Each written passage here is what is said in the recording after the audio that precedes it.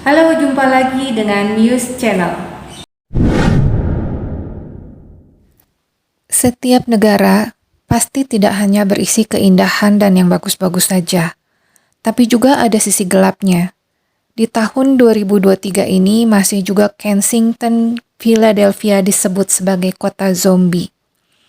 Banyak video yang mengangkat kisah ini dan akhir-akhir ini berseliweran lewat di beranda di sosial media. Philadelphia adalah kota terbesar di Pennsylvania, Amerika Serikat.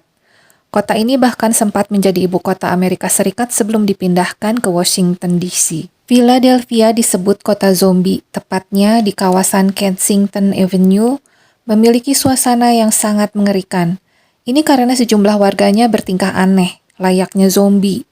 Dan itu adalah dampak dari penggunaan narkoba. Membuat mereka seperti orang gila, mereka meraung, kadang mengamuk, dan tindakannya tidak terkontrol. Bagian tepi jalan dan trotoar dipenuhi orang-orang yang sedang berdiri diam, kadang dengan badan bergoyang pelan seperti boneka yang sangat rapuh.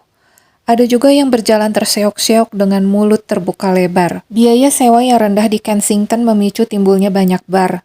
Pabrik bir juga terus bertambah. Perusahaan bir tradisional pertama di kawasan ini, Philadelphia Brewing Company, berlokasi di bangunan pabrik bir abad ke-19 yang telah direnovasi.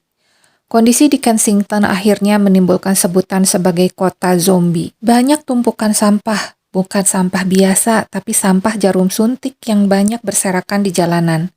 Sudut kota sampai taman menyebabkan kota tampak tidak terurus. Pagar dan tembok bangunan penuh dengan coretan. Tidak hanya itu, banyak pula sampah lainnya dan kotoran yang berserakan. Mereka hidup tanpa air dan lampu.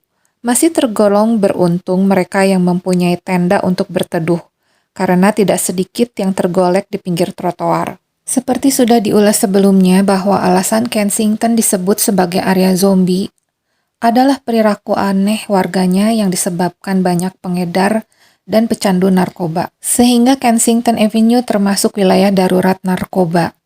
Di bawah pengaruh narkotika, orang-orang terlihat duduk lemas, terkulai dengan jarum suntik menempel di tangan, bahkan berjalan gontai. Suasana tersebut membuat Kensington terlihat seperti adegan film horor yang menghadirkan zombie. Masyarakat dunia pertama kali dibuat heboh adalah pada tahun 2016. Saat itu seorang pria di Florida Selatan ditangkap pihak kepolisian setelah merusak pintu penahan badai. Yang bersangkutan tidak menyadari apa yang telah dilakukan tersebut. Setelah diselidiki, pelaku menceritakan bahwa dia berada di bawah pengaruh opioid. Opioid biasa digunakan untuk menghilangkan rasa sakit. Biasa diberikan dokter untuk para penderita kanker. Philadelphia termasuk kota yang paling terpukul oleh masalah opioid ini. Pada 2019, kota ini mencatat 1.150 kematian akibat overdosis. Angka itu naik menjadi 1.250 pada 2021.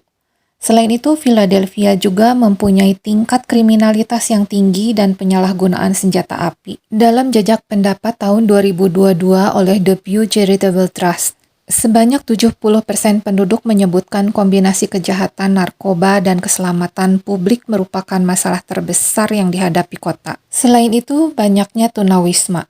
Sebagian besar warga yang menempati kawasan pinggiran kota adalah pecandu narkoba. Mereka merupakan tunawisma hingga tunasusila yang tidak memiliki rumah bahkan tempat untuk sekedar berteduh. Sebagian mendirikan tenda-tenda di pinggir jalan sebagai pengganti rumah. Guna menanggulangi masalah tersebut, pemerintah setempat telah menyediakan tempat penampungan untuk mereka. Namun banyak pecandu yang tidak memilih tinggal di penampungan dan lebih memilih membuat tenda di pinggir jalan. Tentu hal tersebut membuat pemandangan kota terlihat kumuh.